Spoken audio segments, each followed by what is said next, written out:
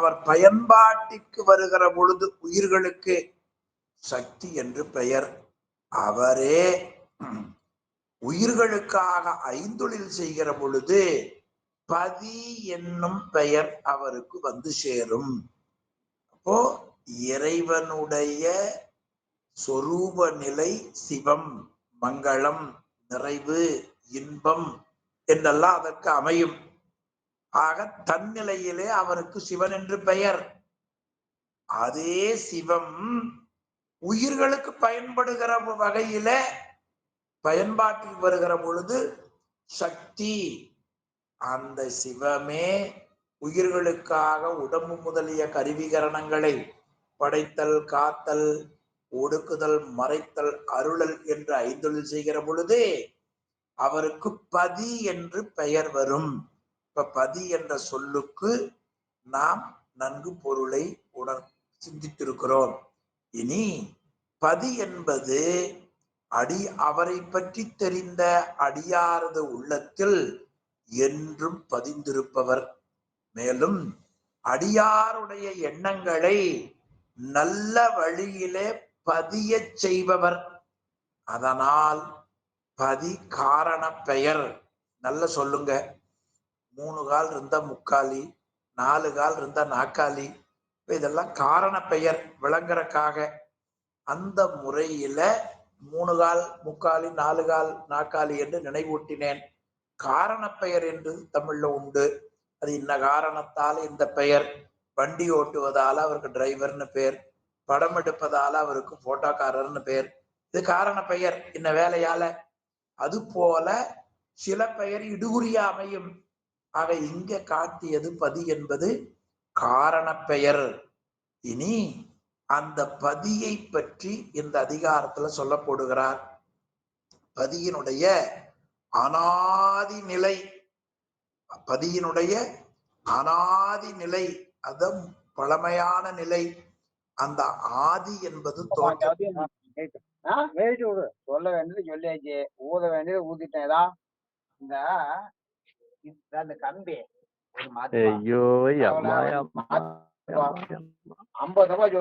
என்னதுக்குதான் பிறந்துடாம correct. பதி என்பது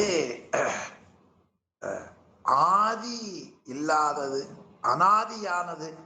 எனவே பதியினுடைய அனாதி நிலை, அது தோற்றமில்லாத நிலைதான் அதனுடைய உயர்வு.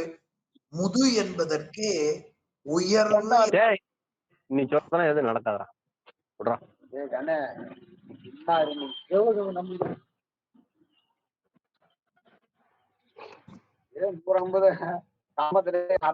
அண்ணன் பொல பண்ணிருந்தான், அவனை முடிச்சுட்டேன். செல்வராஜ்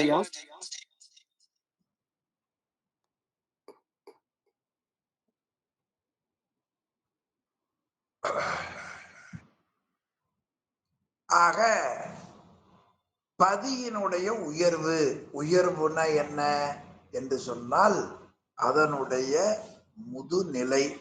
செல்வராஜ் ஐயா, நீங்க கொஞ்சம் எச்சரிக்கையா மியூட் போட்டுக்குங்க, ஏன்னா வகுப்புக்கு இடையூறா இருக்கு. ஓடுகிற பொழுது அன்பு ஊர்ந்து மியூட் இருக்கான்னு ஒரு தரைக்கு 2 முறை குறிப்பா இந்தி என்பவர்கள் கவனிக்கணும். சரி. ஆக முது என்பது உயர்வு என்று பெயர், மாறாத நிலை. ஆகவே பதி முது நிலை. பதியினுடைய உயர்வு எது? இப்ப நமக்கு உயர்வுனா 8 அடி 10 அடின்னு சொல்லுவோம், அல்லது 10 கிலோ 100 கிலோன்னு சொல்லுவோம் உயர்வு, அல்லது சாப்பிடுவதில் உயர்வு, பொருளாதாரத்துல உயர்வு, செல்வாக்குல உயர்வு, இப்படி ஏதேனும் உயர்வு. இந்த உயர்வு அல்ல சாமிக்கு. சாமிக்கு உயர்வு எது என்று கேட்டால் அது என்றும் மாறாத தன்மையிலே இருப்பது. இன்னும் சொல்ல போனா அது அனாதி நிலை. உலகத்தில் இருக்கிற எல்லா பொருள்களுக்கும் ஆதி உண்டு. எனக்கு டேட் ஆஃப் பர்த் உண்டு, உங்களுக்கு டேட் ஆஃப் பர்த் உண்டு. எனக்கு அந்தம் உண்டு, உங்களுக்கு அந்தம் உண்டு. ஆனால் கடவுளாகி இருக்கிற இறைவனுக்கு ஆதியும் இல்லை, அந்தமும் இல்லை. அத மாணிக்க வாசகர் ஆதியும் அந்தமும் இல்லா அரும்பெரும் சோதி என்று உலக மக்களுக்கு காட்டுகிறார். அதே கடவுள் உயிர்களுக்காக ஐந்தொழில் செய்கிற பொழுது ஆதியாக இருப்பார். அது கடைசி திருவெம்பாவில 20வது பாடல்ல போற்றி அருளுக நின் ஆதியாம் பாதமலர், பெருமானுடைய திருவடிதான் எல்லாவற்றிற்கும் ஆதி என்று காட்டுகிறார். இப்ப இங்க சொல்லப்பட்டது பதியின் அனாதி நிலை, தொடக்கமில்லாத நிலைதான் இறைவனுடைய உயர்வு. அந்த இறைவனுடைய உயர்வுகளினுடைய பிரமாணமும் இலக்கணமும் இந்த அதிகாரத்தில் சொல்ல போகிறேன் என்ற குறிப்பாக தலைப்பு வைத்திருக்கிறாங்க. ஒரு கடைக்கு போறீங்க, எண்ணெய் கடைன்னா அங்க எண்ணெய் மட்டும்தான் இருக்கும். அதே மாதிரி பேக்கரின்னா அங்க பேக்கரி தான் இருக்கும். கிஃப்ட் பாக்ஸ்னா கிஃப்ட் தான் இருக்கும். இப்ப நமக்கு அறிவு அவ்வளவுதான் இருக்கு. இது இல்லைன்னா நீங்க அங்க போய் வாங்கம்பாங்க. அது மாதிரி இந்த அதிகாரத்துல இந்த உலகத்துல இருக்கிற உயிர்களுக்கு தேவையான உடம்பு, இவை எல்லாவற்றையும் உயிர்களுக்காக படைத்து உரிய காலம் காத்து உரிய காலம் ஒடுக்கக்கூடிய தலைவன். அந்த தலைவனுக்கு பெயர் பதி. அந்த பதியினுடைய முது என்பது வயசு முதுமை கிடையாது. இளமைனா சின்னது, முதுமைனா பெரியவர் கிடையாது. உயர்வு. முதுங்கிற சொல்லுக்கு என்ன பொருள்? அதெல்லாம் ஞாபகம் வச்சுக்கணும். உயர்வு. சிவஞான முனிவர் உயர்வு என்று சிவஞான சித்தியார் ஒரு பாட்டுல உரை காட்டுகிறார். முது என்ற சொல்லுக்கு, அதாவது நமக்கு வரக்கூடிய பிறப்பு, சாக்காடு, மூப்பு என்று 6 செயல்களும் கருவினுள் பட்டது என்று ஒரு தொடர். அது பின்ன பார்த்துக்குவோம். அதுல முது என்ற ஒரு சொல் வருகிறது. அதுக்கு உரையாசிரிய பெருமகனார் சிவஞான முனிவர் உயர்வு என்று எழுதுவார். அது திருவாலங்காட்டு மூத்த திருப்பதிகத்தாலும் திருக்கோவில் மூத்த திருப்பதிகம் என்பதாலும் உணர்கன் எழுதுவார். முது என்பதற்கு உயர்வு என்றும் மாறாத நிலை, அந்த பதியினுடைய உயர்வான நிலையை சொல்லுவது. இது அந்த அதிகாரத்திற்கு தலைப்பு. முதல் குறள் பாருங்க, சுவாமியினுடைய மாறாத தன்மையை எடுத்த அடுப்புல கொடுக்கிறார் பாருங்க. ஆமா, அறிவாகி எங்கும் நிகரில் இறை நிற்கும் நிறைந்து.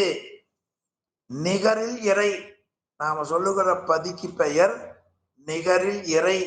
2 சொல்லு பாருங்க. இறை. இறை என்பது எல்லா பொருள்களோடும் இருத்தலால் இறை. காரண பெயர். இருத்தலால் இறை.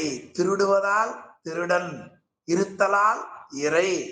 அந்த இறை இருத்தலால் இறை. இன்னொன்று, இறை என்ற சொல்லுக்கு தங்குதல், தலைமைத்தன்மை உடைதல். இதெல்லாம் ஞாபகம் வச்சுக்கணும். ஏன்னா ஏகன் அநேகன் இறைவன் அடிவாழ்க என்றுதான் நமக்கு சொல்லப்படுகிறது.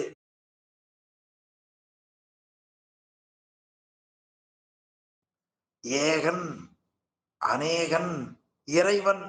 நல்ல சொல்லுங்க. ஏகனாயிருப்பவர் அநேகனாயிருப்பவர் இறைவனாக இருக்கிறார். மாணிக்கவாசகருடைய வழியில ஏகன் அவன் ஒன்றாக இருப்பவன், அநேகன் அவை எல்லா உயிர்களுக்குள்ளேயும் இருக்கிறார். இறைவன் அறிவுடைய பொருள், அறிவற்ற பொருள், 2லேயும் இருத்தலால் இறை. ஞாபகம் வச்சுக்கணும். இறை என்ற சொல்லுக்கு தலைமைத்தன்மையும் தங்குதல் தன்மையும் உடையவன். அப்ப தங்குதல், எல்லா பொருளும் இருப்பவன். தலைமை, எல்லா பொருளுக்கும் மேலான தலைமை. அதனால அப்பர் சுவாமி சொன்னார், மேலோர்க்கும் மேலோர்க்கும் மேலோய் போற்றி. மேலோர்க்கும் மேலோர்க்கும் மேலோய் போற்றி என்று சொல்ல பாருங்க. மேலோர்க்கும் மேலோர்க்கும் மேலோய் இதுலயே வரப்போகுது. பின்னால நம்ம பார்த்துக்குவோம். இந்த 11 வருகிற பொழுது நான் அதை நினைவூட்டுவேன். ஆக அந்த இறைவன் நிகரில் இறை. அவருக்கு நிகரா உலகத்துல யாருமே கிடையாது. ஒப்பில்லாதவன் பதி. நிகரில் இறை. அவன் எப்படி இருப்பான்? எங்கும். உலகத்துல அறிவுடைய பொருள், அறிவற்ற பொருள், அறிவாகி நிறைந்து நிற்பான். எல்லா இடத்திலையும் எல்லா பொருள் இருப்பான். எது போல ஊமை சொன்னார்? அகர உயிர் போல. இந்த சொல்ல கொஞ்சம் நல்லா கூர்ந்து கவனிங்க. நாம தமிழ் எழுத்துக்கள்ல அ ஆ இ ஈ என்று உயிரெழுத்து படிக்கிறோம். அந்த உயிரெழுத்து மெய்யெழுத்துல முதல்ல நமக்கு சொல்லப்படுவது ஆ. ஆ எப்படி தோன்றும் பாருங்க. நீங்க வாய உதடுகளை மூடிக்கொண்டு இருந்தால் இருக்கும். உதட திறந்தா ஒரு சத்தம் வரும். அது என்ன சத்தம் வகுப்பு முடிஞ்சதுக்கு அப்புறம் சிந்திச்சு பாருங்க. ஆ என்கிற எழுத்து தோன்றும். இது இயற்கையா தோன்றுவது. அதனால நம்முடைய தொல்காப்பியர் ஆ என்கிற எழுத்து எப்படி தோன்றும்னார். ஆ அங்கா புடைத்து வாயை திறக்க பண்ணி ஆ தோன்றும். என்ன ஒரு இயற்கை பாருங்க. இயற்கைனா செயற்கை இல்லாமல் இருப்பது. அந்த ஆ ஆ என்கிற உயிரெழுத்து என்ன செய்யும்? ஏனைய எழுத்துக்கள் எழுதுகிற பொழுது ஆ என்கிற எழுத்து தனியாக பொருள் தரும். ஆ என்கிற எழுத்து தனியாக பொருள் தரும். அதே சமயத்தில் ஏனைய எழுத்துக்களையும் இயக்கும். நீங்க எந்த எழுத்து எடுத்தாலும் அதுல ஆ இருக்கும். எந்த எழுத்து? ஆமா, கா இக்கு கூட்டல் ஆ அங்க வந்துடும். சா இச்சு கூட்டல் ஆ.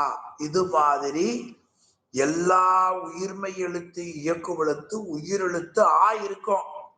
எனவே அந்த ஆ என்கிற எழுத்து தானே இயங்கும். பிற எழுத்துக்களை இயக்கும். அதுக்கு மேல பாருங்க, எல்லா எழுத்துக்களோடு இயைந்து நிற்கும்.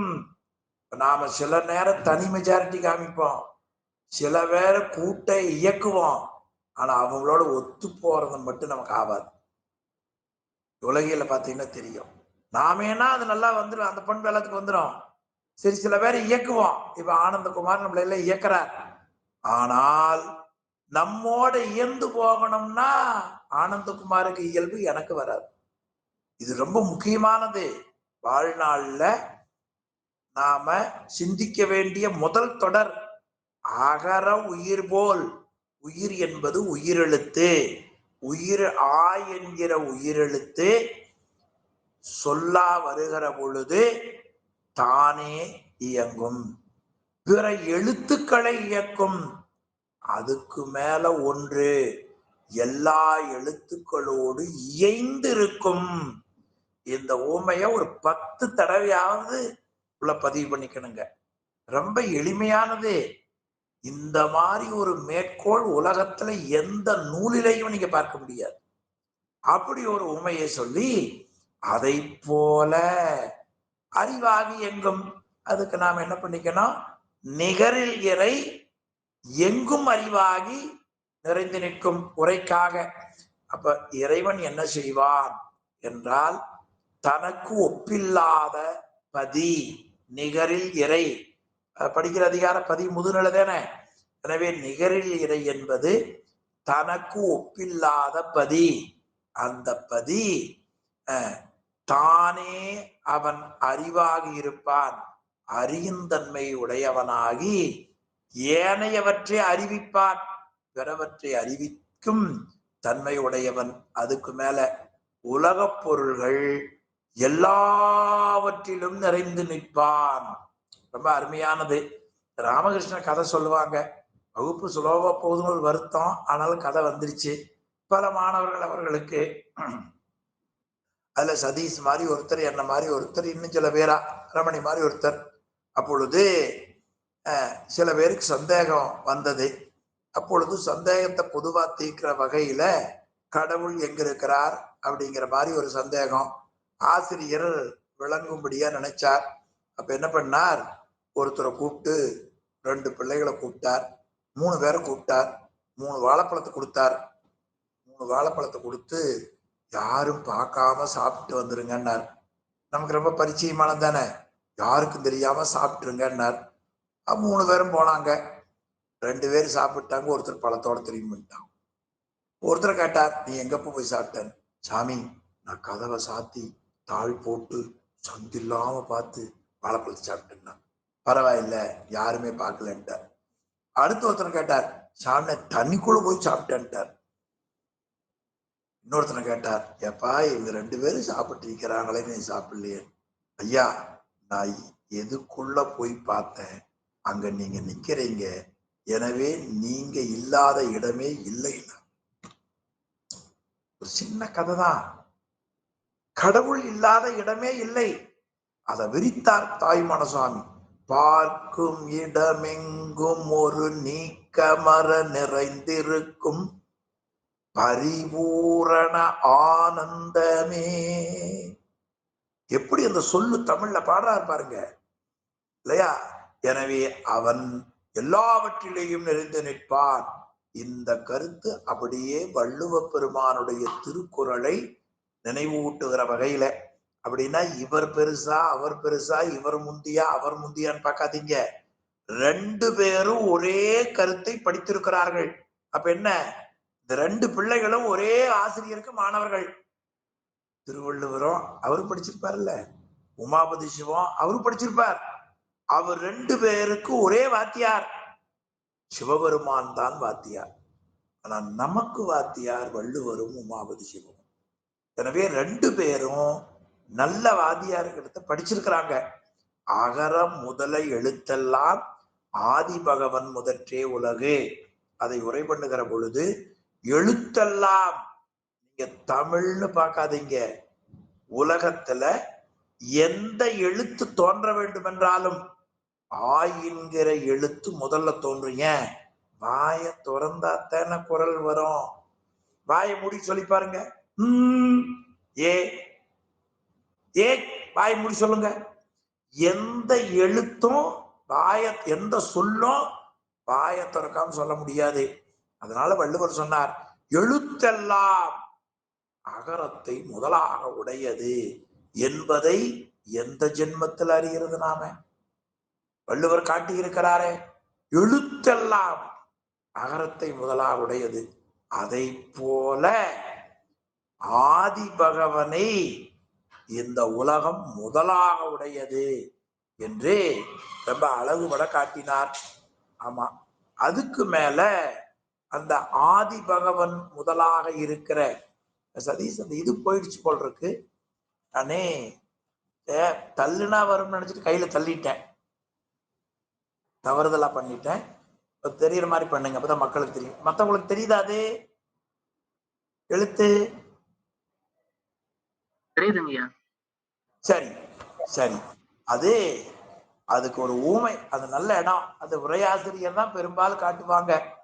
இது தலைமை பற்றி வந்த எடுத்துக்காட்டு உவமை. தலைமை பற்றி வந்த எடுத்துக்காட்டு உவமை. என்ன தலைமை? அகரத்திற்கு தலைமை விகாரத்தானன்றி நாத மாத்திரையால் இயல்பில் பிறத்தல். இதுதான் மிகப்பெரிய உரைங்க. அதை போல ஆதி பகவானாக இருக்கிற இறைவனுக்கு தலைமை செயற்கை உணர்வார் அன்றி இயற்கை உணர்வால் முற்றும் உணர்தல். மிகப்பெரிய உரை என்று பரிமேலழகர் எழுதியதை மேற்கோள் காட்டியிருக்கிறார். இனி இறைவன் என்கிற எழுத்தாய் இருப்பதை பற்றி ஞானசம்பந்தர், நாவுக்கரசர், நம்பியாரூரர், தாய்மான சுவாமிகள், அருளந்தி சிவாச்சாரியார் இவர்களெல்லாம் எப்படி கையாண்டிருக்கார்கள் என்று சொல்லி கடைசி எழுதியிருக்கிறார்.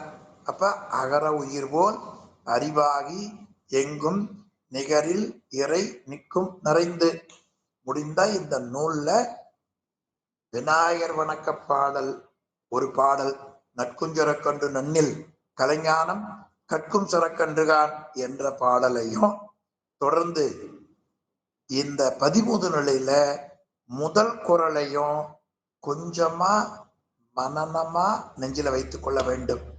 அப்பதான் யாராவது கடவுளை பற்றி சொன்னா, நீங்க வணங்குற கடவுள் யாரு? நிகரில் இறை. அவன் எங்கே இருக்கிறார்? எங்கும் அறிவாகி நிறைந்திருப்பவன். எதை போல? அகர உயிரை போல. நல்ல குறள், முதல் குறள். அது இறைவனை காட்டினார். இனி அடுத்த குறள்ல தன்னுடைய சக்தியை காட்டுகிறார். தன்னிலைமை மண்ணுயிர்கள் சார தரும் சக்தி பின்னமிலான் எங்கள் பிறான். தன்னிலைமை, தன்னிலைமை என்பது எது? பதியினுடைய நிலைமை, நிகரில் இறையினுடைய நிலைமை. என பது முதுநிலை தானே, அதிகார பதி முதுநிலை தானே. எனவே தன்னிலைமை, தன்னிலைமை என்பது எது? நிகரில் இறையாகிய பதியின் நிலைமை. அது என்ன? இறைவனுக்கு பிறப்பும் கிடையாது, இறப்பும் கிடையாது. ஆக பிறப்பிறப்பு இல்லாமல் இருப்பவன். ஆனால் நம்முடைய தமிழ் இலக்கியங்கள் பிறவாயாக்கை பெரியோன் என்று அவரை போற்றின. அந்த பிறப்பும் இறப்பும் இல்லாத நிலையை போல உயிர்கள் பிறப்பு இறப்புல துன்பப்படாமல் இறைவன் செய்வான். அப்படி செய்கிற பொழுது அந்த உயிர் பிறப்பை இறப்பை மாற்றுவதற்கு தன்னுடைய சக்தியின் மூலமாக செய்வான். தன்னிலைமை மண்ணுயிர்கள் சாரத்தரும் சக்தி, அந்த சக்தியின் வழியாக செய்வான். இப்ப சக்தி வேறு இறைவன் வேறா? இல்ல, இறைவனுடைய அந்த ஆற்றல் தான் சக்தி என்று பெயர். அப்போ சக்தியிலே இருந்து அவன் பிரியாதவன், பிரித்து அறிய முடியாதவன். எது போல? ஒரு சூரியன் இருக்கிறது, சூரியனுக்குடைய ஒளி இருக்கிறது, சூரியனிடத்திலே இருந்து ஒளி வருகிறது. இந்த ஒளியையும் சூரியனையும் பிரிக்க முடியாது. இதற்கு குண குணி சம்பந்தம் என்று பெயர். குணி அதாவது குணம், குணம் என்பது குணியை உடையது. இப்போ தாமரை, அது செந்தாமரை, தாமரையில இருக்கிற அந்த சிவப்பு செந்தாமரை அதனுடைய குணம், வெண்டாமரை அதனுடைய குணம். எனவே குணம் குணி சம்பந்தத்தை போல சூரியன் ஒளியும் வேறுபாடு இல்லாததை போல இறைவன் சக்தியின் வழியாக உயிர்களுக்கு பிறப்பு இறப்பு இல்லையாக செய்வான் என்று இரண்டாவது குறள் ரொம்ப அருமையான குறள். அதனாலதான் உலகத்துல பெரும்பாலும் சக்தி வழிபாடு இருக்கும். அப்படி சக்தி வழிபாடு இருப்பதற்கு என்ன காரணம் என்று கேட்டால், எல்லா சக்தியும் இறைவனுடைய சக்தி தான், மறந்துடக்கூடாது. எல்லா சக்திகளும் இறைவனுடைய சக்தி என்பதை மறந்துடக்கூடாது. அந்தந்த பக்குவத்துக்கு ஏற்ப அந்தந்த ஆன்மாக்களை பக்குவப்படுத்துவதற்கு சுவாமி என்ன செய்வார்? தன் சக்தி மூலம் செய்வார். அது இந்த பாடல்ல 8வது பக்கத்துல பாத்தீங்கன்னா இறைவனுடைய சக்தி, சிவசக்தி 1 2வது பத்தி பெரிய பத்தியில அது காரிய வேறுபாட்டால் ரொம்ப முக்கியமான ஒன்று. எந்தெந்த காரியம் எப்படி செய்யணுமோ, இப்போ ஒரு ஆற்றல் கொடுக்கணும். சில இடங்கள்ல குப்பையை கூட்டணும்னா சீமாறு கூட்டுற அளவுக்கு ஆற்றல் இருந்தா போதும்.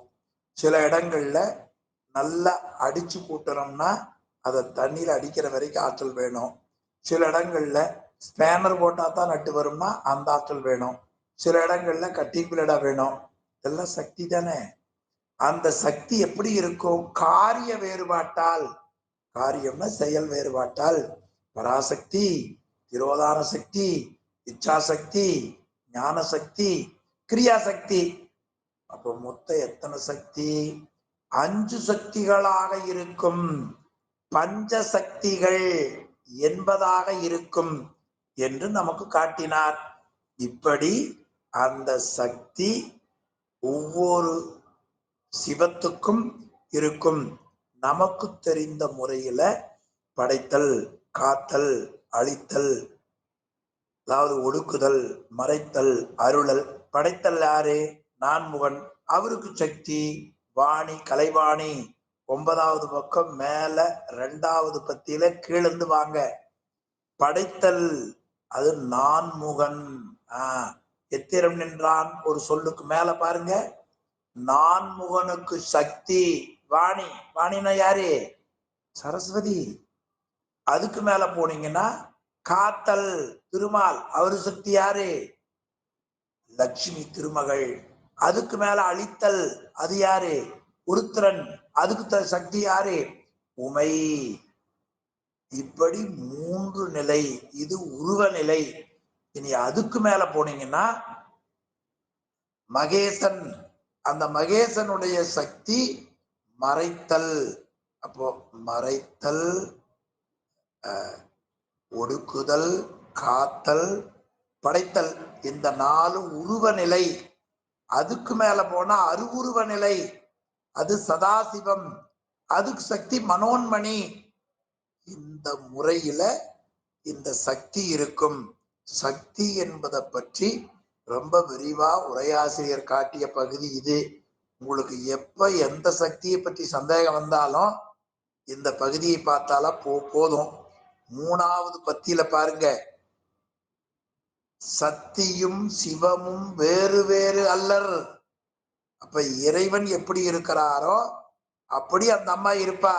அது மேல் வரி, அந்த 2வது பத்தியில கடைசி பாருங்க, எத்திரம் நின்றான் ஈசன், அத்திரம் அவளும் நிற்பள். எவ்வளவு பெரிய உயர்ந்த கருத்தை, வாழ்வியல் கருத்தை, முத்தி பேற்று கருத்தை, பரம்பொருளின் ஆற்றலை நம்முடைய சிவஞான சித்தியார்ல உமாபதி சிவம் காட்டியிருக்கிறார். எனவே எத்திரம், எந்த முறையில இறைவன் இருக்கிறாரோ அவனுடைய ஆற்றல் வெளியில வருகிற பொழுதே சக்தி என பெயர். அது சக்தியும் சிவமும் வேறு வேறு அல்லர்.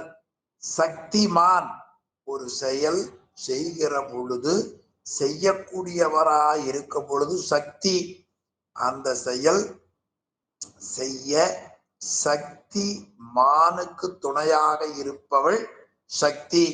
அதனால உலக நிலையில சிவபெருமான ஆணாகவும் அம்மையை பெண்ணாகவும் வணங்குகிற முறை வந்தது.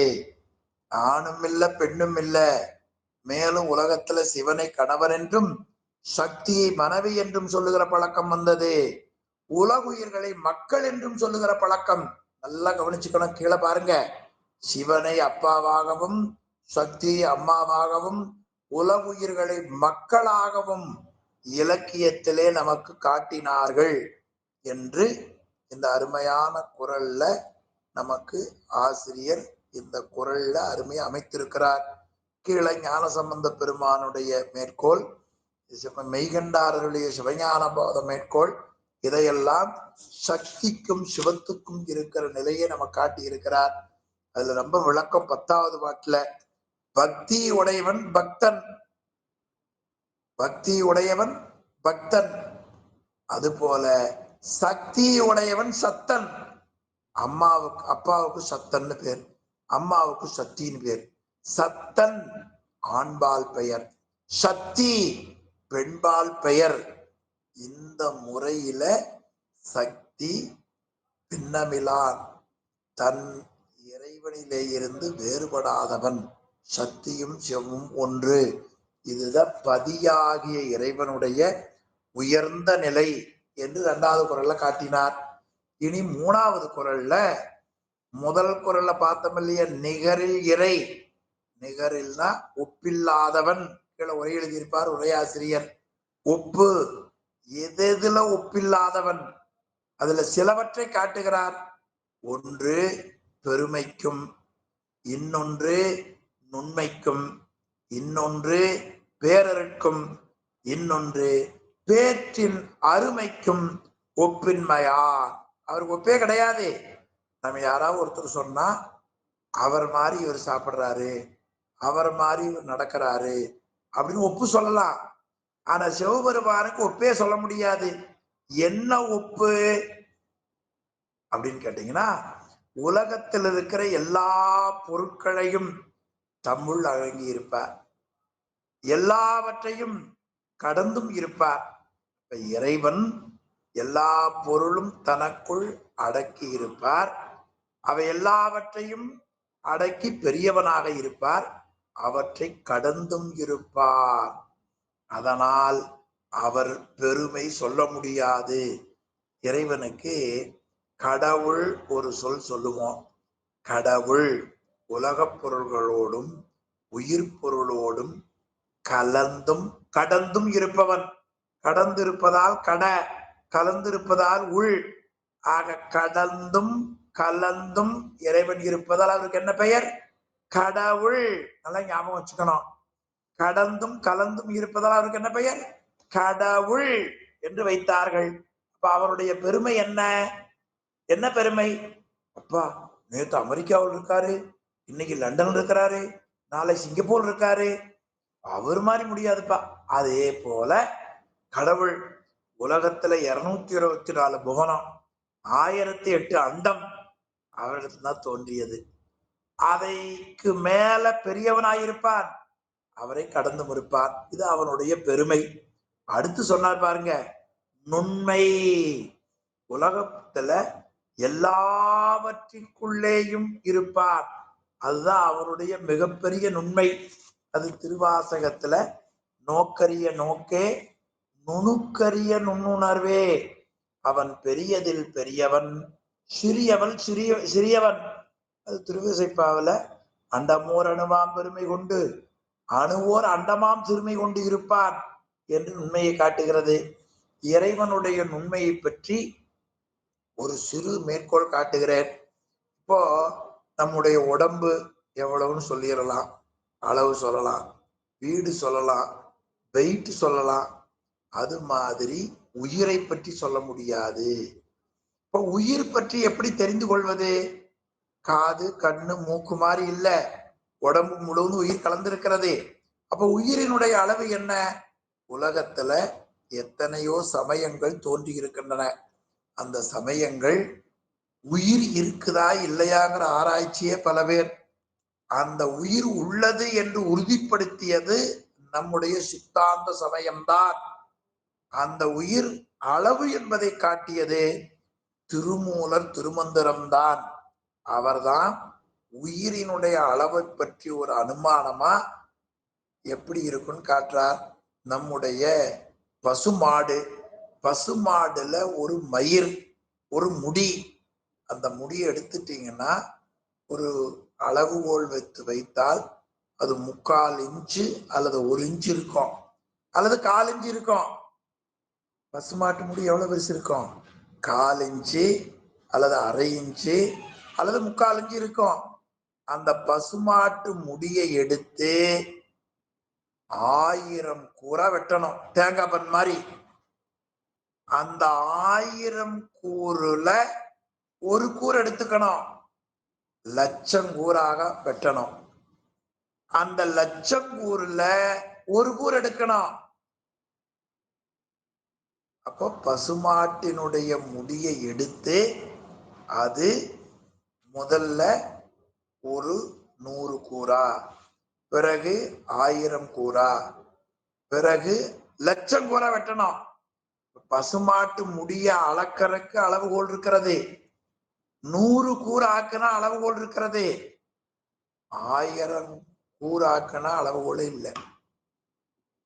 பசுமாட்டு முடி அதை 100 ஆக்கி அதுல 1 எடுத்து 1000 வெட்டி 1000ல் 1 எடுத்து 1,00,000 வெட்டினால் எவ்வளவோ அவ்வளவுதான் உயிரினுடைய அளவு என்று திருமூல தேவநாயனார் காட்டுகிறார்.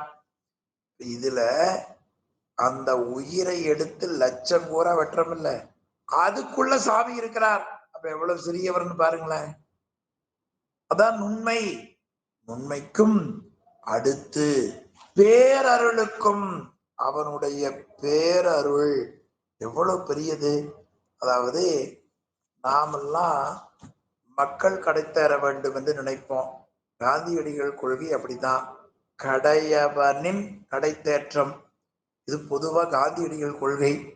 உலக மக்களும் அப்படிதான் சொல்லுகிறார்கள். அதுதான் உலக நீதி. ஆனா சைவ நீதி என்ன சொல்லுகிறது தெரியுமா? கடையவைகளின் கடைத்தேற்றம். எல்லாம் ஞாபகம் வச்சுக்கணும். கடையவைகளின் கடைத்தேற்றம், அதாவது மனிதர்களா மக்களாயிருக்கிற உயர்தனை மட்டுமல்லாமல் அகிரிணை பொருளும் உயர்தனை பொருளும் அகிரணை பொருளுக்கும் பேரருளை புரிபவன். அதனாலதான் நண்டு வழிபட்டதெல்லாம், நாரை வழிபட்டதெல்லாம், சிலந்தி வழிபட்டதெல்லாம், யானை வழிபட்டதெல்லாம், எறும்பு வழிபட்டதெல்லாம், கழுதை வழிபட்டதெல்லாம் என்று இந்தியாவில தமிழ்நாட்டில் இருக்கிறதே. ஆக பெரும்பாலும் வடநாடுகள் போனீங்கன்னா ஏனைய இடங்கள்ல இந்த முனிவர் வழிபட்டது, அந்த முனிவர் வழிபட்டது என்றுதான் முனிவர் பேர் சொல்லுவார்கள். ஆனால் கழுதையும் காகமும் நண்டும் சிலந்தியும் ஆனையும் வழிபட்ட கடவுள் நம்முடைய பெருமான். அது தமிழகத்துல பல கோவில்கள் இருக்கின்றன. எனவே அவருடைய பேரருள். பாண்டிய நாட்டுல ஒரு பன்றி குட்டிகளை ஈன்றது. வினை நீங்கியதால தாய்ப்பன்றி இறந்து விட்டது. தாய்ப்பன்றி இல்லாமல் குட்டிகள் மனம் வாடி நின்றன. பாண்டிய நாட்டில் இருப்பவர் சொக்கநாத பெருமான் அவர் பார்த்தார். அவர் பார்த்து என்ன பண்ணார், பன்றி தாய் பன்றியா மாறி போய் பன்றி குட்டிகளுக்கு பால் கொடுத்தார். அதனால மாணிக்க வாசகர் திருவாசகத்துல கேவலம் கேளலாய் பன்றிக்கு பால் கொடுத்த கிடப்பறிவார் எம்பிரான் ஆவாரே. பன்றி குட்டிக்கு தாய் பன்றியா மாறி பால் கொடுத்தது யாரு? உலகத்துல எந்த கடவுளாவது உண்டா? எம்பிரான், அடியார்களின் தலைவன் என்று மாணிக்க வாசகர் திருவாசகத்தில அழகுபட காட்டியிருக்கிறார். அவர் தாயும் ஆனவராக இருப்பவர். எனவே அவருடைய பேரருள் அளவில்லாத ஒன்று. அதனாலதான் ஏனைய கடவுளுக்கும் நம்ம கடவுளுக்கும் ஒரு வேறுபாடு சொல்லுவார் அப்பர் பெருமான். ஆரொருவர் உள்குவார் உள்ளத்துள்ளே அவ்வுருவா நிற்கின்ற அருள். ஆரொருவர் உள்குவார் உள்ளத்துள்ளே அவ்வுருவா நிற்கின்ற அருள். அப்படின்னா என்ன அர்த்தம்? நான் விளங்குறதுக்காக சொல்லுவது. இப்போ எல்லாரும் கடவுள்னு வச்சுக்கிறீங்க. இந்த நேரம் மணி 8:30 2 இட்லியும் ஒரு உளுந்த வடையும் கொடுத்தா பரவாயில்லை என்று பசிக்கிறவர்களுக்கு தேவைப்படும். நீங்க இட்லிக்கு பதிலாக 500 ரூபா நோட்டு கையில் இருக்குது. அது என்ன பிச்சா சாப்பிடுறது? இட்லி இருந்தா தான் முடியும்.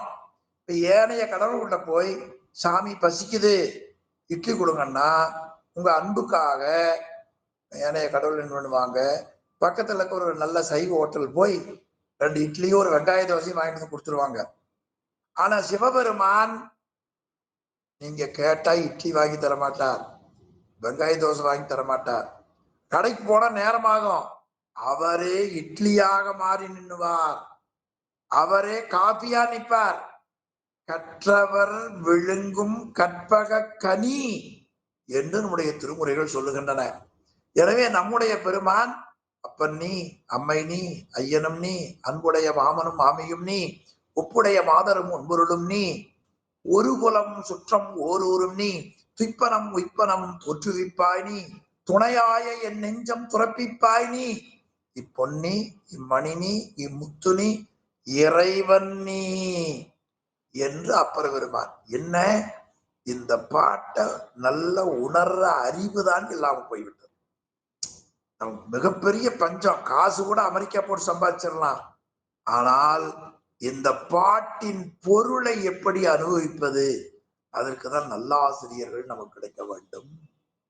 எனவே அன்பர்களே, இறைவன் அதுபோல இருப்பார். அதுதான் அவருடைய பேரருள், அவருடைய நுண்மை. ஆக ஆக பெருமைக்கும் நுண்மைக்கும்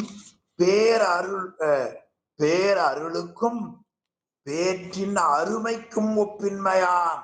அவன் தனக்கு ஊமை இல்லாதவன், அரியவனாக இருப்பான். ஆனால் எளியான், ஓத அறியான், எளியான் என்று நெஞ்சு பிடித்துவதுல என்னுடைய உள்ளத்தை கடந்த, என்னுடைய உள்ளத்தை கவர்ந்த குருநாதர் யாருன்னா ஓத அறியான், எளியான், மரியான், ஆட்சிக்கும் ஆயினான், பொய்யருக்கு பொய்யாயினான், மெய்யருக்கு மெய்யாயினான் என்று இறைவனுடைய பெருமை, ஈசன் பெருமை, 2 தலைப்பு காட்டியிருப்பார். முதல் தலைப்பு ஈசன் பெருமை, 2வது இறைவன் பெருமை என்று நெஞ்சு கொடுத்து நாம் படிச்சுட்டு வந்தோம். எனவே அந்த பேரருளுக்கும் ஒப்பில்லாதவன், எனவே தனக்கு உவமை இல்லாதான் என்று திருவள்ளுவர் கூறியதை ஒப்பின்மையான் என்று அப்படியே காட்டினார். என்ன, இந்த உமாபதி சிவத்துக்கு ரொம்ப பிடிச்ச நூல்கள்ல ஒன்று திருக்குறள். பிடிச்ச ஆசிரியர்கள்ல ஒருவர் திருவள்ளுவர். அதனால அந்த திருவள்ளுவரை பார்த்து வணங்குறார். இவருக்கு இருக்கிற அறிவு இருக்கிறதே, அது தெய்வத்தன்மையுடைய புலமையினார். ஆமா, தெய்வ புலமை. திருவள்ளுவர் உரைத்த மெய் வைத்த சொல் திருக்குறள். இது உமாபதி சிவம் அந்த திருக்குறளை மனசால வாங்கியது. நாம சொல்றோம், எனக்கு ரொம்ப நாளா தெரியும், அவர் 20 வருஷமா பழக்கம், ஆனா சரியான திருட, எச்சரிக்கையா இருங்க, கவனமா இருக்கணும், பேசுறதான் பேச்சு அப்படி சொல்ல முடியல. அது மாதிரி உமாபதி சிவன் சொல்லுகிறார், அவர் தெய்வ புலமை உடையவர். அவர் எழுதிய திருக்குறளுக்கு பெயர் என்ன தெரியுமா? மெய் வைத்த சொல். உண்மையை தவிர அதற்கு புறம்பான ஒரு செய்தியும் கிடையாது. அவர் எழுதிய திருக்குறளை பலமுறை படித்தவர் உமாபதி சிவம். திருவள்ளுவரையும் திருக்குறளையும் ரொம்ப கூடுதலா லவ் பண்ணவர் யாரு? உமாபதி சிவம். ஆக அதுல வருகிற சொல் தனக்கு உமையில்லார், இங்கே ஒப்பின்மையார் என்று இந்த 3வது குறள் பெருமைக்கும், ஆமா முதல் வரி என்ன? பெருமைக்கும் நுண்மைக்கும் பேரருளுக்கும் பேற்றின் அருமைக்கும் ஒப்பின்மையான், ஒப்பின்மை இல்லாதவன் யாரே? பதி. அந்த பதியினுடைய உயர்வு என்ன? ஒப்பின்மை என்று காட்டினார். அடுத்த குறள் காட்டினார், சரி சாமி, எல்லாத்தோட அவன் அறிந்திருக்கிறான், தன் சக்தி பின்னமில்லாமல் இருக்கிறான், சரி, அவன் பெருமைக்கும் அருமைக்கும் பேற்றுக்கும் ஒப்பில்லாதவன், அவனால நமக்கு என்ன லாபம் அப்படின்னு நினைக்கலாம் இல்ல? பொதுவாகவே எந்த பொருளாலையும் நமக்கு லாபம் இருந்தா தாங்க விரும்ப முடியும். எந்த பொருள்? உங்களுக்கு பயனில்லாத பொருள் செல்போனை வாங்குவீங்களா? ரொம்ப பார்ப்பீங்க, இது எப்படி நமக்கு உதவியாகிறது. எந்த ஒரு பொருளும் பயன்பட்டால்தான் அதுக்கு சிறப்பு, பயன்படலைன்னா எந்த சிறப்பும் கிடையாது. கண்ணாடி ஆனாலும் சரி, வாட்ச் ஆனாலும் சரி, சாப்பிட்றதுனாலும் சரி, சாப்பாடு பயன்படுகிறது வச்சிருப்போம், அது நாம சாப்பிடாம கெட்டு போச்சுன்னு என்ன பண்ணுவோம்? குப்பையில தூக்கி போடுறோமா இல்லையா? நல்ல மாம்பழம் சாப்பிடணும்னு வச்சிருக்கிறோம், பிரியமா இருந்தா லட்சுமணன் மாதிரி ஆட்சி வெறுத்து கொடுக்கலாம்னு வச்சிருக்கலாம், அது கெட்டு போச்சுன்னு வச்சுக்கோங்க, ஐயோ அது தப்புன்னு தூக்கி வெளியில் போட்டுருவோம். அப்ப பயன்படுகிற பொருள் இறைவன் நமக்கு எப்படி பயன்படுகிறான் தெரியுமா என்பதை காட்டுகிறார்.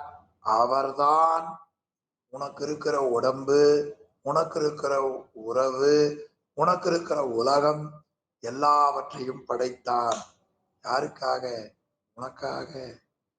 அதை அந்தந்த காலம் காப்பாற்றுகிறான். எதுக்குமே ஒரு கால எல்லை இருக்கிறது, காப்பாற்றுவான். பிறகு ஒரு காலத்துல ஒடுக்குவான். அது மட்டுமல்ல, உயிருக்கு என்றும் பகையாக இருக்கிற அறியாமையாகிய அந்த மலத்தினுடைய ஆற்றலை அடக்குவான். எனவே எண்ணி பார்க்கிற பொழுது உயிர்களுக்கு என்றும் புகலிடமாக இருக்கக்கூடியவன் இந்த பதிதான் என்று 4வது குறள்ல காட்டுறார்.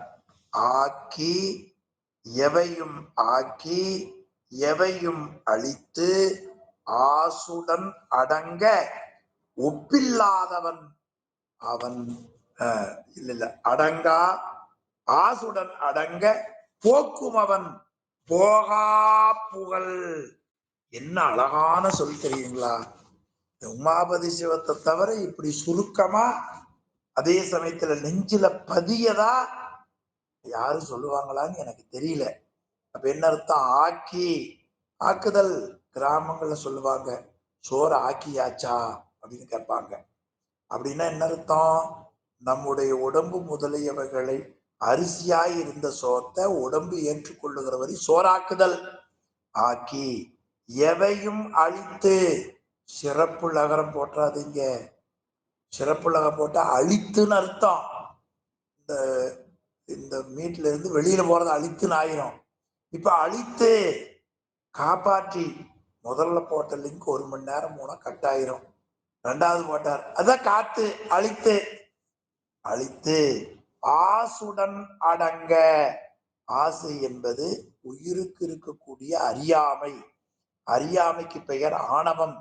அந்த ஆணவத்தினுடைய ஆற்றல் அடங்க, அந்த ஆற்றலை போக்குமவன், அந்த ஆற்றலை அழிப்பவன் எவனோ அவனே போகா புகழ், உயிர்களுக்கு நீங்காத புகலிடமாக இருப்பவன். அப்ப உயிர்களுக்கு புகலிடமாக இருப்பவன் யார்? நிகரில் இறை. பேற்றுக்கும் பெருமைக்கும், பேற்றுக்கும் நுண்மைக்கும் அருமைக்கும் ஒப்பின்மையான் போகா புகழ். தன்னிலைமை மண்ணுயிர்கள் சார சக்தி, தன்னிலைமை மண்ணுயிர்கள் சார தரும் சக்தி பின்னமிலான் எங்கள் விரார் போகா புகழ். இப்ப 3 குறள் கருத்தையும் வைத்து அந்த தலைவன் யாரோ அவர்தான் நாம் போய் சேரக்கூடிய இடம். இந்த போகா புகழ் அப்படியே வைத்து கொண்டு மணிவாசக பெருமான் போற்றியோ நமச்சிவாய புயங்கனே மயங்குகின்றேன், போற்றியோ நமச்சிவாய புகலிடம் பிரிதொன்றில்லை, அவரை தவிர நாம் புகழ் அடைவதற்கு உலகத்துல எந்த பொருளும் கிடையாது. அந்த தோத்திர கருத்தை சாஸ்திரத்துல ஏன் தெரியுமா இவன் தான் உனக்கு அடைக்கலம் கொடுக்கிறவன்னு சொல்றேன், அவர் தாண்டா உடம்பெல்லாம் ஆக்கி கொடுக்கிறான், அவர் தாண்டா உறவை கொடுத்தான், அவர்தான் இந்த உலகத்தை கொடுத்தார், அவர்தான் உடம்ப காப்பாத்துகிறார். இப்ப நாம நினைச்சிட்டு இருக்கிறோம், நான் தினமும் காலையிலையும் பல்லு விளக்குறதுனாலதான் பல்லு வாயில் இருக்குதுன்னு நினைக்கிறோம். ஆமா, பல்லுல வாயில் இருக்கிற பாதுகாப்பு மட்டும் பத்தாது, வேண்டாத வார்த்தை பேசினாலும் பல்லு கீழே வந்துடும், அப்புறம் அது பாதுகாக்கப்படாது இல்லையா? எனவே பல்லு பாதுகாக்கணும்னா அது சாமிதான் இந்த ஆன்மாவுக்கு இத்தனை காலம் அவன் வினைக்கு தக்கவாறு எவையும் ஆக்கி எவையும் அழித்து. என்ன சொல்லு பாருங்க, ஆசுடன் அடங்க போக்கும் அவன். அந்த ஆணவ மலத்தினுடைய வலியை நீக்குபவன், குறைப்பவன் அவன்தான் உயிர்களுக்கு போகா புகழ், என்றும் விடாதவன். குற்றாரி யார் உளரோ, உயிர் கொண்டு போகும் பொழுது குற்றாலத்துறை கூத்தன்தான் போகா புகழ். புலனைந்தும் பொறிகலங்கி நெறிமயங்கி அறிவழிந்துட்டு ஐமேல் உந்தி அலமந்த போதாக அஞ்சேல் என்று அருள் செய்வான் தான் போகா புகழ். இப்படியாக இறைவன் இருப்பதை 4வது பாடல்ல ரொம்ப அருமையா காட்டியிருக்கிறார். எனவே இறைவன் தன் சக்தியின் துணையால எல்லாவற்றையும் செய்கிறார். அப்போ உயிர்களுக்கு படைத்தல், காத்தல், அழித்தல் அல்லது ஒடுக்குதல், மறைத்தல், அருளல், மொத்தம் 5 ஆச்சா? ஒரு தடவை சொல்றேன் பாருங்களேன், படைத்தல், காத்தல், அழித்தல், மறைத்தல், அருளல் இல்லையா? இந்த 5ல படைத்தல், காத்தல், அழித்தல் அறிவற்ற பொருள்களுக்கு செய்வது, மறைத்தல், அருளல் அறிவுடைய உயிருக்கு செய்வது. இது போற போக்கில் உரையாசிரியர் காட்டுகிறார். 13வது பக்கம் மேல 3வது வரியும் 4வது வரியும் கொஞ்சம் ஞாபகம் வச்சுக்கணும். மேல 3வது வரியும் 4வது வரியும் எல்லாம் ஞாபகம் வைத்துக் கொள்ள வேண்டும். அதுல உரையாசிரியர் சடப்பொருள்களின் செயல்பாடு 3, அறிவுடை பொருள செயல் 2, அதுல படைத்தல், காத்தல், அழித்தல், இது மறைத்தல், அருளல். இது ஞாபகம் நீங்க வைத்துக் கொள்ள வேண்டும். இதுல மேலையும் ஆணவ மலம் என்பது அறியாதது, ஆணவ மலம் என்பது அழியாதது. அந்த ஆற்றல் அடங்குமே தவிர ஆணவமலம் முழுவதும் அழிந்து போகாது என்ற கருத்தையும் உரையாசிரியர் காட்டியிருக்கிறார்.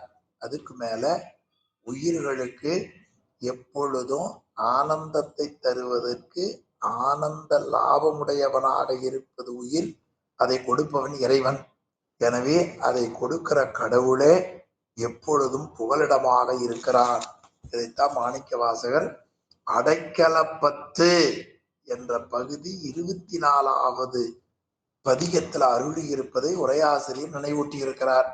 இனி 5வது குறள், அது என்ன சொல்லுகிறார்? உலகத்துல இறைவன் உயிர்களுக்கு அருள் செய்கிற பொழுது 3 வகையான வடிவங்கள்ல அருள் செய்வார். அவையாவன அருவம், அடுத்து உருவம், அடுத்து அறிஞர்க்கு அறிவாம் உருவம் உடையவன். அப்படின்னா அருவம், அது நுட்பமாக இருப்பது, யார் கண்ணுக்கு தெரியாது, சூக்கும பொருள்னு பேர், அதுல வடிவம் இருக்காது.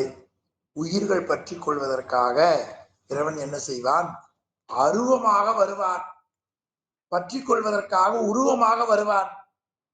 அப்ப அருவமாக இருக்கிற பொருள் உருவமாக வரவில்லை என்று சொன்னால் அவரை பற்ற முடியாது. அருவமாய் இருக்கிற பொருள் நேரடியா உருவத்துக்கு வராது, அருவுருவமா மாறி பிறகு உருவத்துக்கு வரும். சர்க்கரை, தண்ணி, அதன் பிறகு மாவு, இந்த 3 தனித்தனியா இருக்குது. 3ஐயும் தண்ணியில போட்டு கொதிக்க வச்சா பாயாசமாட்ட வரும், அது இறுகினால் கெட்டியாகும். அப்ப தனித்தனியா இருந்த பொருள், மைசூர் பாகன் இல்லாம இருந்த பொருள் கலக்கிற பொழுது தண்ணியாய் இருந்து கெட்டியாவதை போல அருவமாய் இருப்பது நேரா உருவமாகாது, அருவுருவமாகி பிறகு உருவமாகும். அப்ப இந்த பாட்டை எப்படி பண்ணணும்? அருவம், அருவுருவம், உருவம், இப்படியாக 3 தன்மையாக இருப்பான். இந்த 3 தன்மையுடையவனாக இருப்பனை ஞானியர்களுக்கு ஞான வடிவாக இருப்பான். அறிவாம் உருவுடையவன், ஆக அவர்களுக்கு ஞான வடிவாக இருப்பான் என்பதை இந்த திருப்பாடலில அருமையாக நமக்கு காட்டியிருப்பதை நாம் பார்க்கிறோம். அதுல அருவம், உருவம், அருவுருவம். அருவம் வடமொழியில் நிற்களம், உருவம் சகலம், பிறகு அருவுருவம் நிற்கள சகலம். இந்த சகலம்ங்கிற சொல்லதான் திருக்களிற்றுப்படியார்ல திருவியலூர் உயவந்த தேவநாயனார் அருளியது திருவுந்தியார்.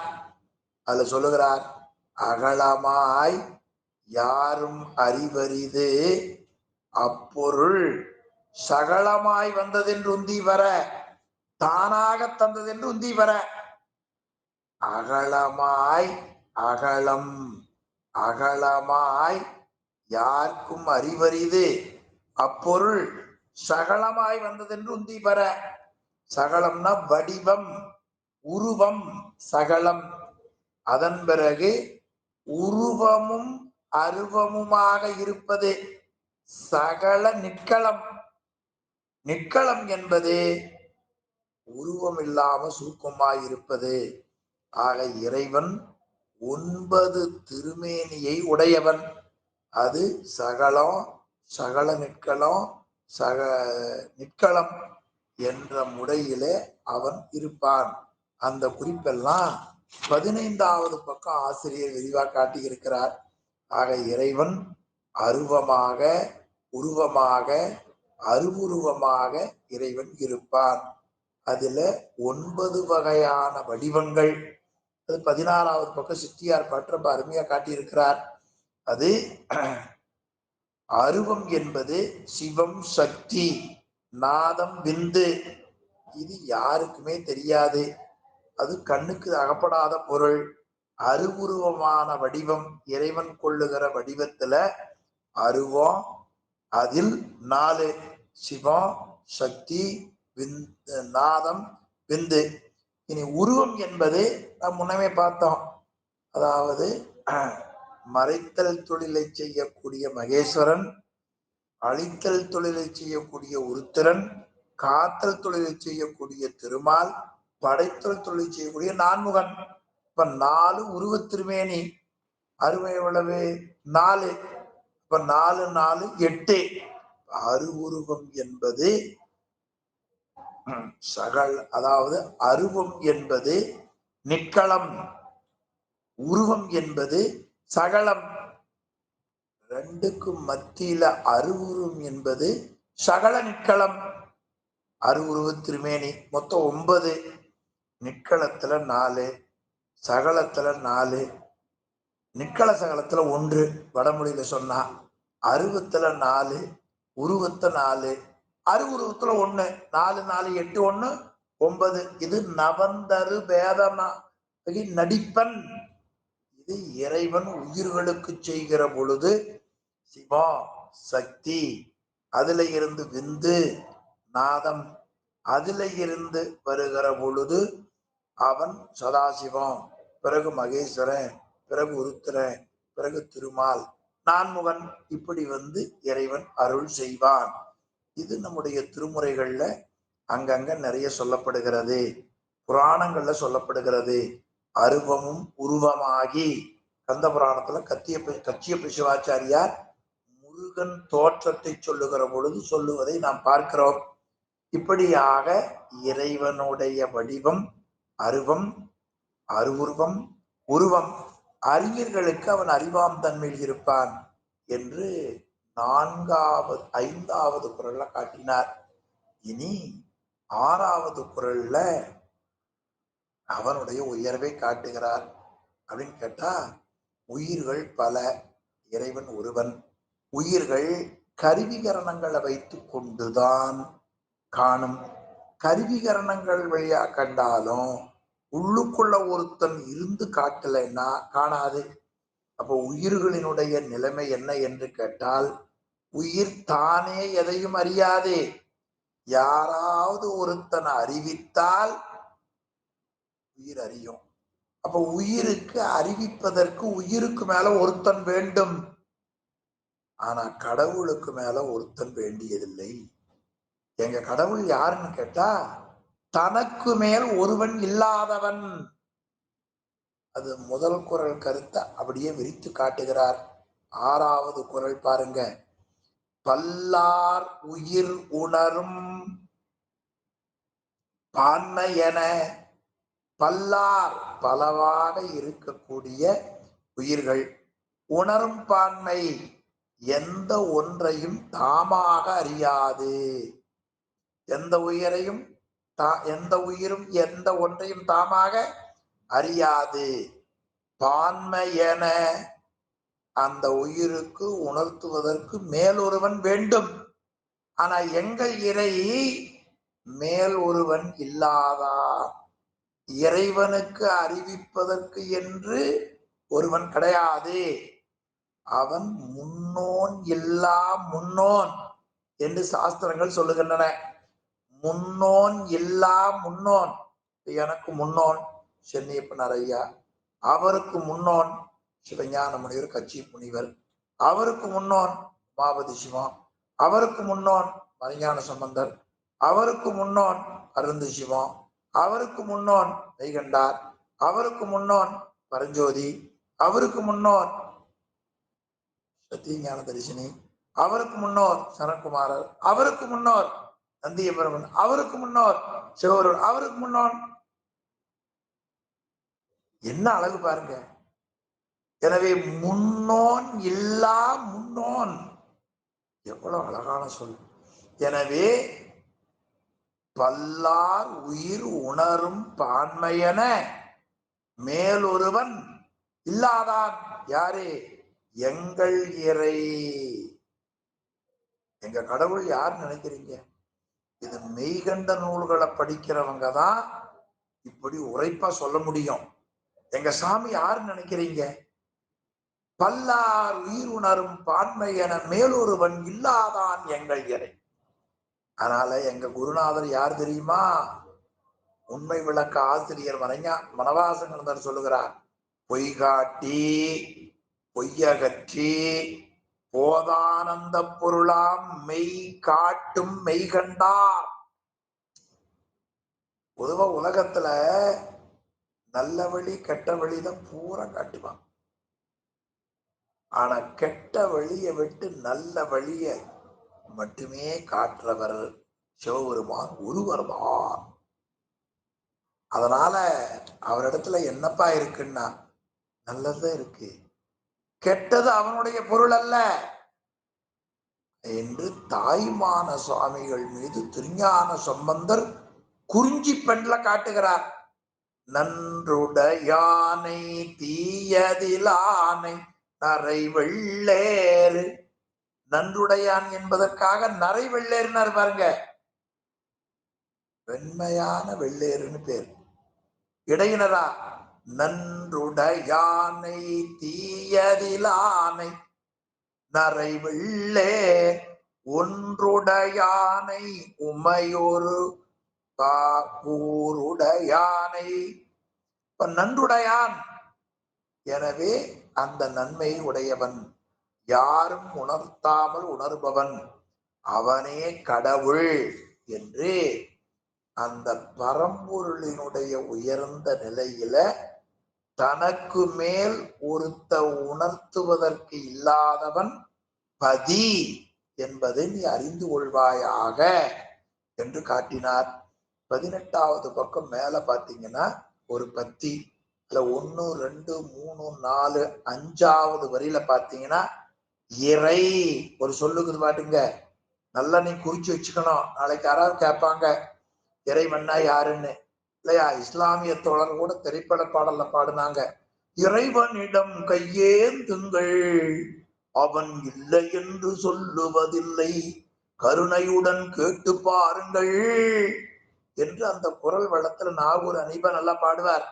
இறைவனிடம் கையேந்துங்கள், எல்லா சமயம் அதுதாங்க சொல்லுது. இறை இறைமை தலைமை நல்லா ஞாபகம் வச்சுக்கணும். இது மாதிரி நமக்கு உரை சொல்லுவதற்கு நமக்கு ஆசிரியர் கருணையால கிடைச்சிருக்கிறார். இறை ஒரு கோடு போட்டு கிடைச்சதா லட்சுமண் ஐயா மார்க் பண்றாரு பாருங்க. இறைமை, அதுக்கப்புறம் தலைமை. இறைன்னா என்ன? இருத்தலால் தங்குதல், இருத்தலால் இறைவை. இப்ப இறைவன் என்ன பொருள்? தலைமை தன்மையும் எல்லா பொருள்களில் தங்கி இருத்தலாலும் இறைவன். அதுக்கப்புறம் ஒரு சொல் என்னக்குது பாருங்க, காரண பெயர். இப்ப இறைவனுக்கு இருக்கிற பெயர் என்ன? காரண பெயர். யாராவது ஒருத்தர் தாடி வச்சுக்காரு, தாடி இங்க வா அப்படின்னு அர்த்தம். அவர் தாடி வச்சுக்கிறதுனால தாடி இல்லையா. செக்குட் பணியில போட்டுக்கிறீங்க வா அப்படின்னு என்ன அர்த்தம்? அவர் அது மாதிரி காரணம், இந்த காரணத்தால இல்லையா. பல பேர் கைலாயத்துக்கு வந்தாங்க, பேர் தெரியல, ஒருத்தர் மட்டும் 4 முகம் போனார். முருகப்பெருமான் தம்பி கூப்பிட்டு அந்த 4 முகத்தை கூப்பிடுனார். 1,00,000 பேர் போயிட்டு இருக்கிறான், யார கூப்பிடுறது? ஓய் அப்படின்னு சத்தம் போட்டார். எல்லாம் திரும்பி பார்த்தாங்க, 4 முகம், நான் தான் 6 முகம் கூப்பிடுதுன்னார். காரண பெயர், 4 முகத்தால 4 காரண பெயர். அது மாதிரி இறை என்பது என்ன பெயர்? காரண பெயர். இறைனா என்னப்பா தமிழ் சொல்லுகிறது? அதுங்களையா, இருத்தலால் இறை, தங்குதலால். பின்னால நமக்கு அருள் அது நிலையில தரித்தல் என்ற சொல்லு வரும். தரித்தல், தரித்தல்னா தாங்குதல் என்று பொருள். இப்ப இருத்தல்னா என்ன அர்த்தம்? தங்குதல். அவன் தங்கிறது மட்டுமில்ல, தாங்கிறதும் அவன் தான். தன் கடன் அடியேனையும் தாங்குதல் என்று அப்பர் பெருமான் காட்டினார். எனவே அவன் தனக்கு மேல் ஒருவன் இல்லாதவன். அது நெஞ்சு படுத்துவதில் அருமையா காட்டியிருக்கிறார். எல்லாவற்றிற்கும் மேலானவன். இனி சைவத்தின் மேல் சமயம் வேறு இல்லை, அதில் சார் சிவத்தின் மேல் தெய்வம் இல்லெனும் நான்மறை செம்பொருள். மிக உயர்ந்த வரிங்க. நிறைய படிக்கிறத விட நாம் அன்றாட பயன்படுத்துகிற தொடர்ல இருக்கிற நுண்மான் நுழைபலத்தை உயிர் பற்றி கொள்ளுமே ஆனால் போலி வாழ்க்கையை உடனே விட்டுவிடும். அதை நீங்க ஒண்ணும் போய் சிரமப்படுத்த வேண்டாம், தானே விட்டுவிடும். அப்படி ஒரு கருத்தை 6வது பாடலில உமாபதி சிவம் அருள் இருப்பதை நாம் திருவருளால பார்த்தோம். அடுத்த பாட்டு சொன்னார் மிக உயர்ந்த பொருள். அது என்ன சொல்றார்? இப்படி அகர உயிர் போல் அறிவாகி எங்கும் நிகரில் இறை நிற்கும் நிறைந்தாக இருக்கிற பதி சக்தி பின்னமில்லாதவனாக இருப்பவன், பேற்றுக்கும் அருமைக்கும் உண்மைக்கும் ஒப்பில்லாதவன், அவன்தான் புகலிடம், அவன் அருவமாக அருவுருவமாக உருவமாயிருப்பவன், தனக்கு மேல் இல்லாதவன்.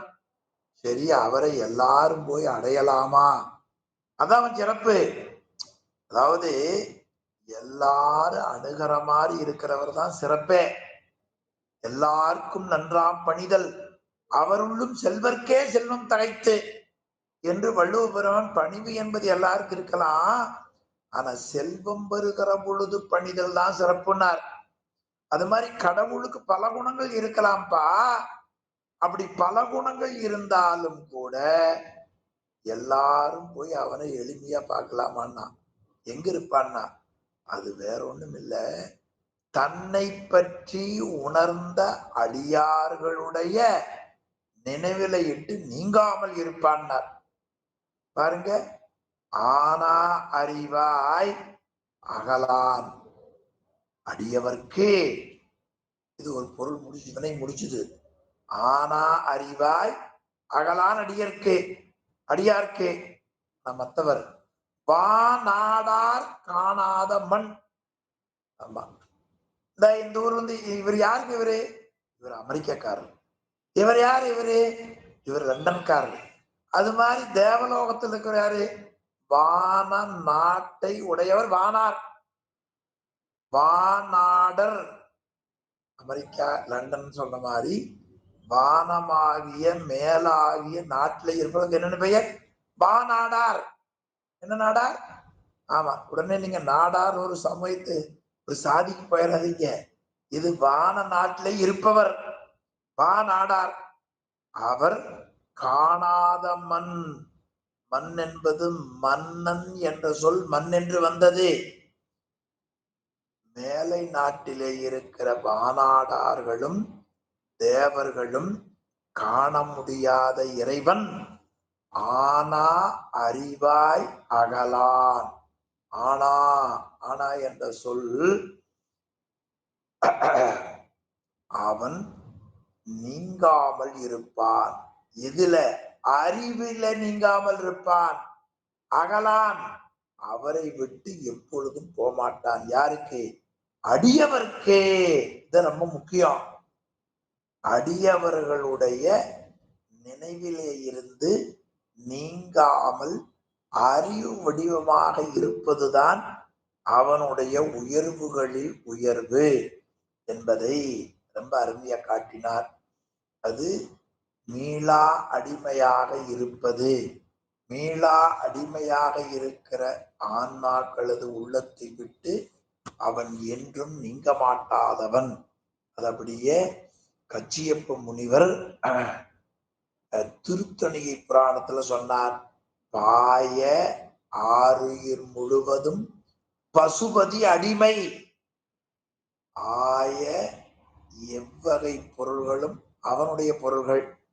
மேய இவ்வண்ணம் அல்லது வேறு இலை என உணர்ந்த பெரியவர்கள் அடியவர்கள். அடியவர்னா யாரு? அடிய மறவாதவர்கள் அடியவர்கள். இறைவனுடைய திருவடியை மறவாதவர்கள் அடியவர்கள். இன்னொன்று பெஸ்ட் குவாலிபிகேஷன் என்ன அடியவருக்கு? பாய ஆறுயிர் முழுவதும் பசுபதி அடிமை என்று தெரிந்திருப்பவர்கள் தான் அடியவர்கள். அடியவர்னா யாரு? ஒரு எலும்பு டாக்டர்னு வைங்க, அதுக்கு ஒரு பின்னால படிச்சது போட்டிருப்பாங்க. எலும்பு மருத்துவம் படித்தவர், காது மருத்துவம் படித்தவர், கண் மருத்துவம் படித்தவர். அது மாதிரி அடியவர்னா யாரு? பாய ஆருயிர் முழுவதும் பசுபதி அடிமை என்று உணர்ந்தவர் தான் அடியவர். அதுக்கு மேல எவ்வகை பொருளும் அவனுடைய பொருள். எந்த பொருளா இருந்தால் யாருடைய பொருள்? அப்படி தெரிஞ்சவ அடியார். மேய இவ்வண்ணம் அல்லது வேறு இல்லை. இந்த இறைவனுக்கு அடிமை பொருளும் அவனுடைய பொருளும் இல்லாமல் உலகத்தில் வேறு எதுவும் இல்லை இன்று என உணர்ந்த பெரியவர்கள் அடியவர்கள். அவர்கள் யாரா? தூய மெய்த்தவத்து அடியவர். அந்த அடியவருடைய உள்ளத்துக்குள்ளேதான் அவன் ஆனா அறிவாய் அகலான். சுருக்கமா சொன்னா சென்னியப்பனார் நெஞ்சை விட்டு அகலான் என்று சொல்லி இந்த அளவிலே இன்றைய வகுப்பை நிறைவு செய்கிறேன். நீங்க சென்னியப்பனார சொன்னா உமாபதி சிவத்தை வைத்துக் கொள்ளணும். உமாபதி சிவத்தை வச்சா மெய்கண்டார வச்சுக்கணும். மெய்கண்டார சொன்னா புறச்சந்தானம். எனவே பாய ஆருயிர் பசுபதி அடிமை, எல்லா பொருளவன் உடைமை என்றவர்கள் என்ற உணர்வை அறிந்தவர்கள் தான் தூய மெய்த்தவத்து அடியவர். சொல்லுபவர் யாரு? கச்சிய முனிவர். என்ன நூல்? தணிகை புராணம். எனவே அந்த அடியவரை விட்டு நீங்கான் நாமும் அந்த தூய மெய்த்தவ அடிமையாகும் பொருட்டு பதியாகிய முதுநிலையை பற்றி சிந்திக்க திருவருள் கூட்டு வைத்தது என்று சொல்லி இந்த அளவில் இன்றைய வகுப்பை நிறைவு செய்வோம். சிவாய நம. திருச்சிற்றம்பலம். ஐயா ஓதவமூர்த்தி ஐயா, வகுப்பு நிறைவு செய்தருளுங்க ஐயா. சிவாய நமங்கய்யா. சிற்றம்பலம். வாழ்க அந்தணர் வானவரானினம் வீழ்க தள் பூனல் தேந்தனும் ஓங்குக ஆழ்க தீயதெல்லாம் அறநாமமே சூழ்க வையகமும் துயர் தீர்கவே.